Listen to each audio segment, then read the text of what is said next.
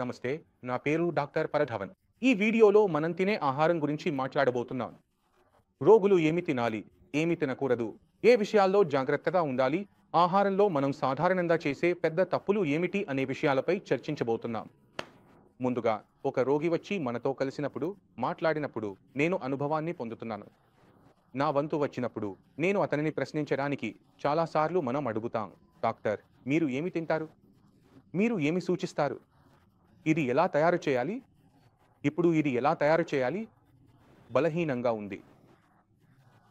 మేడంకు పళ్లలో ఏదైనా సమస్య ఉంది. ఆమె మృదువైన ఆహారం ఇష్టపడతారు, కాబట్టి కూరగాయలు వంటివి తింటారు. మరి వారు ఏమి తింటారు? కొంతమంది పార్కిన్సన్ రోగులు పాలు తాగి నిద్రపోతారు. మనము ఇలాంటి ఆహారం ఇస్తూ ఉంటే ఇది తప్పులలో ఒకటి, ఎందుకంటే వారి శరీర అవసరం వేరు. వారు తినే ఆహారంలో అంత శక్తి లేదు. అది వారి శరీరాన్ని, వారి మెదడును తిరిగి ఉత్తేజింపజేయగలదు, శక్తిని అందించలేరు. అందువల్ల మొదటగా మీరు చేయాల్సింది ఏమిటంటే, మీ శరీరాన్ని అర్థం చేసుకోవడానికి ప్రయత్నించాలి. అందులో ఏమి జరుగుతోంది అనేది తెలుసుకోవాలి. మీరు ఏ రోజు అర్థం చేసుకుంటారు? ఏమి జరుగుతోంది? ఏ కారణంగా నష్టం జరుగుతోంది అనేది దానికి విరుద్ధంగా చేసి మీరు మీ శరీరానికి విశ్రాంతి ఇవ్వవచ్చు. అందువల్ల మొదటగా మనం తెలుసుకోవడానికి ప్రయత్నిద్దాం. అసలు జరుగుతోంది ఏమిటి? మన శరీరం కోట్లాది న్యూరాన్ సెల్స్ కలిసినదే. ఈ న్యూరాన్ సెల్స్ ప్రత్యేకమైనవే. ఇవి మనకు మాట్లాడే శక్తిని ఇస్తున్నాయి, కొన్నింటికి చూడగలిగే శక్తిని ఇస్తున్నాయి. ఇవన్నీ వేర్వేరు పనులు చేస్తున్నాయి, కానీ ఇవన్నీ పరస్పరం ఒకదానితో ఒకటి మాట్లాడుకుంటూ ఉంటాయి. అవి ఎలా మాట్లాడుకుంటాయి? వీటన్నిటి మధ్య సంభాషణ ఎలక్ట్రికల్ సిగ్నల్, కెమికల్ సిగ్నల్ ద్వారా జరుగుతుంది. మీ బ్రెయిన్ మీ మసిల్స్తో ఈ కెమికల్ మరియు ఎలక్ట్రికల్ సిగ్నల్స్ ద్వారానే కమ్యూనికేట్ అవుతోంది. ఇప్పుడు బ్రెయిన్ వయస్సుతో పాటు పెరుగుతుంది కూడా, అలాగే బలహీనపడుతుంది కూడా. మీ వయస్సు పెరిగే కొద్దీ మీ శరీరం బలహీనపడుతుంది. ముఖంపై ముడతలు వస్తాయి, ఎముకలు బలహీనపడతాయి, అలాగే మెదడులో కూడా సమస్యలు కనిపించటం మొదలవుతుంది. సర్, అందుకే మనం చూస్తుంటాం, వయస్సు పెరిగే కొద్దీ లేదా వృద్ధాప్యం మొదలైనప్పుడు కొన్ని విషయాలు సరిగా పనిచేయడం ఆపేస్తాయి. ఇది ఒక సాధారణ సమస్య. ఇది అందరితో వయస్సు పెరిగే కొద్దీ జరుగుతూనే ఉంటుంది. మీ మెదడులో వృద్ధాప్యం త్వరగా వస్తుంటే, అంటే దాని డిగ్రేడేషన్ వేగంగా జరుగుతుంటే, దానిని మీరు సమస్యగా భావించాలి. ఇప్పుడు డిగ్రేడేషన్ ఎందుకు జరుగుతోంది అంటే, ఏదో ఒక విషయం దానికి నష్టం కలిగిస్తోంది. ఇప్పుడు ఆ సమస్యతో వచ్చిన రోగి దగ్గర కూర్చుంటే అడుగుతాం, ఇలా ఎందుకు జరిగింది? మీకు 40 ఏళ్లలోనే పార్కిన్సన్ వస్తోంది, 50 ఏళ్లలో వస్తోంది.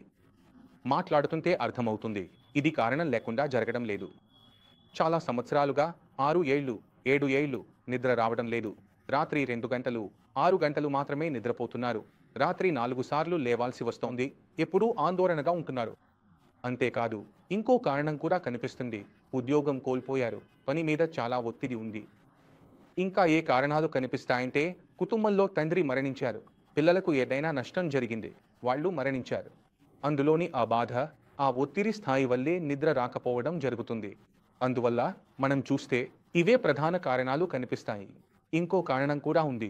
అది కుటుంబంలో దాదాజీకి ఉంది, ఇప్పుడు మీకు ఉంది. తండ్రికి లేదు, తండ్రికి ఉంది, కూతురికి ఉంది, అన్నకు ఉంది. ఇవి ప్రధాన కారణాలు. ఈ కుటుంబ సంబంధిత కారణాలు మనకు తక్కువగా కనిపిస్తాయి. సుమారు 5-10% మందిలో మాత్రమే ఇవి కనిపిస్తాయి. 90% మందిలో మనం చూస్తే నిద్ర లేకపోవడం, ఎక్కువ ఒత్తిడి ఉండటం ఇవే ప్రధాన కారణాలు. ఇప్పుడు ప్రశ్న ఏమిటంటే, బ్రెయిన్ ఒత్తిడిలో ఉన్నప్పుడు నిద్ర సరిగ్గా రాకపోతే దానివల్ల బ్రెయిన్కు ఎలా నష్టం జరుగుతుంది? అంటే మీరు నిద్రపోతున్నప్పుడు మీ శరీరాన్ని ఎలా అనుభవిస్తారు? ఒక ఫ్రెష్గా, తేలికగా అనిపిస్తుంది. నిద్రపోయే ముందు, సాయంత్రం సమయంలో మీ శరీరం బరువుగా, అలసకగా అనిపిస్తుంది. మరి నిద్రపోయిన తర్వాత ఏమి జరుగుతుంది అంటే, మీ మొత్తం అలసకపోతుంది. ఎప్పుడైనా ఆలోచించారా? మనం రాత్రి 8-9 గంటల మంచి, లోతైన, మధురమైన నిద్రపోతే మన శరీరంలో చాలా విషయాలు నెమ్మదిగా జరుగుతాయి లేదా ఆగిపోతాయి. మనం తిన్న ఆహారం నుంచి వచ్చిన శక్తి మన శరీరాన్ని తిరిగి పునరుత్పత్తి చేస్తుంది. శరీరంలో రిపేర్ ప్రక్రియలు జరుగుతుంటాయి. మన శరీరం, మన అవయవాలు అన్నీ రిపేర్ అవుతుంటాయి.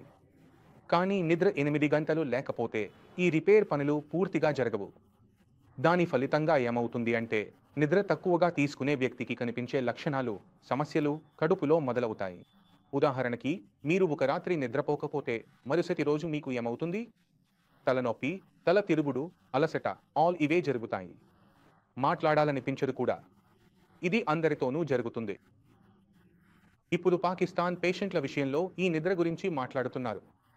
నిద్రపోకపోతే, సరైన నిద్ర లేకపోతే, మధ్యలో మేల్కొని మళ్లీ పడుకుంటే అది కూడా మొదలవుతుంది. అప్పుడు అది డిప్రెషన్లా మారిపోతుంది. పేగులు సరిగా పనిచేయవు, తినడం ఇష్టం ఉండదు, ఆకలి వేయదు, ఏదైనా మంచి విషయం జరిగినా ఆనందం అనిపించదు. ఇవి అన్నీ మొదలవుతాయి. అందుకే నేను ఎప్పుడూ చెబుతాను, పాకిస్తాన్ పేషెంట్లైనా సరే మంచి నిద్రపోవాలి, పూజా పాఠాలు, యోగా ఇవి అన్నీ చేయాలి.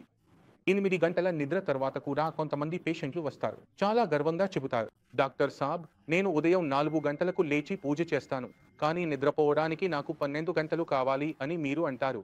మీరు అనారోగ్యంగా అవ్వక తప్పదు కదా? ఎందుకంటే మీరు రాత్రి 8 గంటల నిద్ర తీసుకోలేదు కదా? అందుకే నేను చెబుతాను, మీరు రాత్రి 8 గంటలు నిద్రపోవాలి. డాక్టర్ సాబ్, నేను మధ్యాహ్నం నిద్రపోతాను, 4 గంటలు సరిపోవు. మీకు రాత్రి 8 గంటల నిద్ర తప్పనిసరిగా కావాలి. కాబట్టి మీరు గుర్తుంచుకోవాలి, భోజనం ఎంత అవసరమో నిద్ర కూడా అంతే అవసరం. మీ నిద్ర ఎలాంటి విధంగా అయినా డిస్టర్బ్ కాకూడదు. మీరు అలోపతి మందులు తీసుకుంటున్నా కూడా మీరు గుర్తుంచుకోవాల్సింది ఏమిటంటే, వాటిని తీసుకున్న తర్వాత కూడా మీ నిద్ర 8 గంటలు ఉండాలి. ఇంకా మీకు నిద్ర రాకపోతే మీరు మీ ఆహారపు అలవాట్లలో, వ్యాయామంలో చాలా మార్పులు చేయాల్సి ఉంటుంది. అప్పుడు మాత్రమే మన పని సాఫీగా జరుగుతుంది. అందువల్ల ఒక పార్కిన్సన్ రోగిని బాగు చేయాలంటే మొదట పని చేయకపోవడం, మిగతా విషయాలన్నీ తర్వాతే. మళ్ళీ మనం ఆహారం పైకి వస్తాం.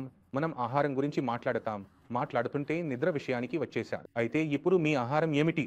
ఎందుకంటే ఆహారం, మీరు రాత్రి పూట బాగా తింటే, సరిగ్గా తింటే మంచి నిద్ర వస్తుంది. రాత్రి మీరు కేవలం పాలు తాగి లేదా ఒక యాపిల్ తిని పడుకుంటే మీ కడుపు మిమ్మల్ని మేల్కొలిపేస్తుంది. ఎందుకంటే దానికి అర్థం చేసుకోవాలి, మీరు ధాన్యాలు తింటే వాటిని జీర్ణించడానికి మీ శరీరంలోని మొత్తం రక్తం కడుపు వైపు పోతుంది. దాన్ని జీర్ణించాలి. అప్పుడు మీకు తక్కువ రక్తం అందుతుంది. మరియు దానికి రక్తం కొద్దిగా తక్కువగా అందితే నిద్ర రావడం ప్రారంభమవుతుంది. ఇప్పుడు నిద్ర కావాలి, కానీ తినడం వల్ల నిద్ర ఎలా వస్తుంది? మీరు ఖాళీ కడుపుతో పడుకుంటే రక్త ప్రసరణ జరుగుతుంది. మెదడులో అది కొనసాగుతూనే ఉంటుంది, మంచి పరిమాణంలో. అందుకే మెదడు మీరు ఎక్కువ ఆక్సిజన్ తీసుకుంటుంది, ఎక్కువగా అలర్ట్గా ఉంటుంది. అన్నీ వినిపిస్తాయి. ఎవరు ఎక్కడ నడుస్తున్నారు, ఎవరు ఏమి మాట్లాడుతున్నారు, వాచ్మన్ వెళ్తున్నాడు, అతని దండబడుతుంది లేదా లేదు అన్నది, అతను వీపు ఊదాడా లేదా, గేట్ దగ్గర ఎవరు నిలబడి ఉన్నారు అన్నది, ఇవన్నీ మీరు పడుకుని ఉన్నప్పటికీ అనుభవిస్తారు. ఎందుకంటే మీ నిద్ర లోతుగా రాలేదు. కాబట్టి మొదటి విషయం, రాత్రి భోజనం చేయడం అవసరం. రెండవ విషయం, ఇప్పుడు మీ శరీరం బలహీనపడుతోంది. మన శరీరం మొత్తం ప్రోటీన్తో తయారైంది. ఇదిగో చూడండి, రక్తం చూడండి, జుట్టు చూడండి, మెదడు చూడండి, ఇవి అన్నీ ప్రోటీన్తోనే తయారయ్యాయి. మీరు రోజంతా తింటున్నా అందులో ఏమీ లేదు, ప్రోటీన్ లేదు. మీకు మూత్ర సంబంధిత సమస్యలు ఉండొచ్చు, డయాబెటిస్ కూడా ఉండొచ్చు కదా? అందుకే మీరు సాదా, తేలికపాటి ఆహారం తింటూ దాంతోనే ఆరోగ్యంగా అవుతానని అనుకుంటున్నారు. అది కాదు. మీ ఆహారాన్ని హై ప్రోటీన్గా ఉంచాలి. అలాగే మీ ఆహారంలో 50% కూరగాయలు ఉండేలా చూసుకోవాలి. అంటే మీరు మీ భోజనాన్ని 2 భాగాలుగా చేసుకోవాలి. సలాడ్ భాగం, కూరగాయల భాగం. అంటే సలాడ్ కాదు, రెండవ భాగం మీ ప్రోటీన్. ఇప్పుడు నేను కూరగాయలపై ఎందుకు ఎక్కువగా చెబుతున్నాను, దాన్ని అర్థం చేసుకోండి. అలాగే దానికి వ్యతిరేకంగా ఎందుకు ఉన్నానో కూడా తెలుసుకోండి. మీరు కూడా వండిన కూరగాయలు తింటే ఆ కూరగాయల్లో శక్తి తక్కువగా ఉంటుంది. వాటిలో ఉండే ఫైబర్ సొల్యూబుల్ ఫైబర్ మాత్రమే. కానీ మనం మన కూరగాయలన్నీ మారుమారుగా తినాలి. ఉదాహరణకి, ఒకరోజు క్యారెట్ తింటాం, ఇంకొక రోజు ముల్లంగి తింటాం, ఇంకొక రోజు ఉల్లిపాయ కూర చేసుకుంటాం, ఇంకొక రోజు మష్రూమ్ వండుకుంటాం, ఇంకొక రోజు బీన్స్ వండుకుంటాం, ఇంకొక రోజు క్యాబేజీ వండుకుంటాం, ఎవరో బ్రోక్లీ వండుకుంటారు. ఇలా అన్ని కూరగాయలు మార్కెట్లో దొరుకుతున్నాయి. అన్ని కూరగాయలు మీరు తినాల్సిందే. మిక్స్ వెజిటేబుల్గా వండుకుని తినండి, లేదా వాటిని మారుమారుగా తినండి. 3 లేదా 4 కూరగాయలే రొటేషన్లో తినకూడదు, ఎందుకంటే అలా చేస్తే మీరు మరింత అనారోగ్యానికి లోనవుతారు. కాబట్టి మీరు వాటిని తురిమి, పిండిలో కలిపి లేదా వాటిని నింపి పరాఠా చేసుకోండి. మీకు నచ్చినట్టు వండుకోండి, కానీ కూరగాయలు తినాల్సిందే. అన్ని కూరగాయలు కడుపు శుభ్రంగా ఉంచుతాయి, చిన్న సమస్యలు రాకుండా చూస్తాయి, ఎందుకంటే వాటిలో విటమిన్లు పుష్కలంగా ఉంటాయి. అవి శరీరానికి అవసరం. కాబట్టి మీరు అన్ని కూరగాయలు తింటే మీరు మీ శరీరానికి బలాన్ని ఇవ్వడానికి తింటున్నట్లే, మల్టీ విటమిన్ తీసుకోవాల్సిన అవసరం లేకుండా. టెస్ట్ చేయిస్తే అర్థమవుతుంది ఏ విటమిన్ తక్కువగా ఉంది, ఏది ఎక్కువగా ఉంది. టెస్ట్ చేయకుండా పూర్తిగా తినడం సరైన మార్గం కాదు. ఏదైతే దానిలో విటమిన్లు పుష్కలంగా ఉంటాయో దాన్ని తినాలి. మీరు మీ కూరగాయలతో తినండి, ఎందుకంటే వేరుగా మీరు తినబోయే ఆహారం లేదు. సలాడ్ తింటే మీకు బాధగా అనిపిస్తుంది, పళ్లలో నొప్పిగా ఉంటుంది. అందులో మధ్యలో ఏదైనా కనిపిస్తే దాంతో రాళ్లు ఏర్పడతాయని అంటారు. అందుకే కొంతమంది అంటారు ఇది గ్యాస్ వస్తుందని. రొట్టెలో గువా పులావ్ చేయించుకోండి, తర్వాత దాన్ని తందూరి స్టైల్లో పొడి పరాటాగా చేయించుకోండి. అలాగే తినడానికి ఇంకో వంటకం కూడా తయారు చేయించాలి. ప్రోటీన్, మీ శరీరం క్షీణించిపోతుంది. ఇప్పుడు శరీరం క్షీణిస్తే దాన్ని మరమ్మతు చేయేది ప్రోటీన్ మాత్రమే. కాబట్టి మీరు మీ ఆహారంలో ప్రోటీన్ పరిమాణాన్ని పెంచాలి. మరి ప్రోటీన్ మనకు ఎక్కడెక్కడి నుంచి లభిస్తుంది అంటే అది మేము పప్పుల నుంచి, పాల ఉత్పత్తుల నుంచి, చేపలు తింటే వాటి నుంచి కూడా దొరుకుతుంది. ఇప్పుడు మీకు నచ్చేది ఏమిటో అర్థం చేసుకోండి. మీరు వెజిటేరియన్ అయితే వెజిటేరియన్ ప్రోటీన్ తినండి, పప్పులను మీ ఆహారంలో చేర్చుకోండి, పప్పుతో రొట్టె చేయించుకోండి. ఉదాహరణకు పప్పులు, ఉల్లిపాయ, పచ్చిమిర్చి ఇవన్నీ కలిపి రొట్టె చేయించుకుని తినండి. అలాగే మష్రూమ్స్ కూడా ఉన్నాయి. వీటన్నీ చాలా మంచివి, చాలా శక్తివంతంగా ఉంటాయి. మష్రూమ్ సూప్ చేయించుకోండి, మష్రూమ్ కూర చేయించుకోండి, పన్నీర్ తీసుకోండి, పన్నీర్ కర్రీ చేయించుకోండి, పన్నీర్ పరాఠా చేయించుకోండి, పన్నీర్ రొట్టె చేయించుకోండి. అంటే మీకు తెలుసు కదా, ఏదైనా వస్తువు మీ డైట్లో చేర్చుకోవాలి అని, ఎందుకంటే దీనివల్లే ఇది జరుగుతుంది. మీరు బడ్జెట్లో ఉంటే ఉదయం బ్రేక్ఫాస్ట్ను ఢిల్లీ నుంచి తీసుకున్నారు. 2 గుడ్లు తింటాను, వాటితో పాటు ఇంకేదైనా తింటాను, ఎందుకంటే ఉదయం 2 గుడ్లు తింటే ఆ రోజంతా పూర్తయింది అనుకుంటారు. అలాగే మీరు చికెన్, ఫిష్ తీసుకుంటే వాటి సూప్ తాగండి, అప్పుడు శరీరంలో ప్రక్రియలు కొంచెం నెమ్మదిగా జరుగుతాయి. అందుకే మేము చేసిందేమిటంటే దాన్ని సూప్గా తయారు చేసుకున్నాను. మీరు ఫిష్ సూప్ గురించి కొన్ని వృత్తిపరులని అడిగితే, డాక్టర్ గారు నేను ఫిష్, చికెన్, గుడ్లు తప్ప ఇంకేదైనా నాన్ వెజ్ తినాలా అని అడిగితే, నేను ఎప్పుడూ నా పేషెంట్లకు వాటి తప్ప ఇంకేదీ సలహా ఇవ్వను.